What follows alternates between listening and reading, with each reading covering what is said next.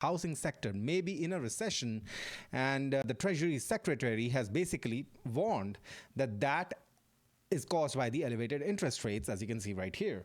The elevated interest rates have already pushed parts of the US economy, particularly the housing sector, into recession. And while no one was calling it a glut, I was, as you will recall in our previous streams. So this is escalating pressure on the Federal Reserve to accelerate rate cuts, even though Powell just last week in his most recent FOMC meeting stated that interest rate cuts in the December FOMC meeting are far from a foregone conclusion. Why this matters to you and your business, we're going to talk about that. But basically, as long as the interest rates remain super high, they're trying to curb the inflation. But as we've talked, inflation is a one-way street. All economists hate deflation, and inflation only works in one direction. The prices go up. Even if the inflation goes down, the prices that have already risen continue to remain risen, and that is the real problem right now.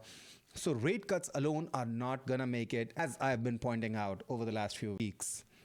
Now, despite of all that, despite of this potentially negative outlook from Powell, we now have reports about big tech AI spending lifting markets despite broader weakness. Broader weakness is caused by negative outlooks, or that we are not going to guarantee right now.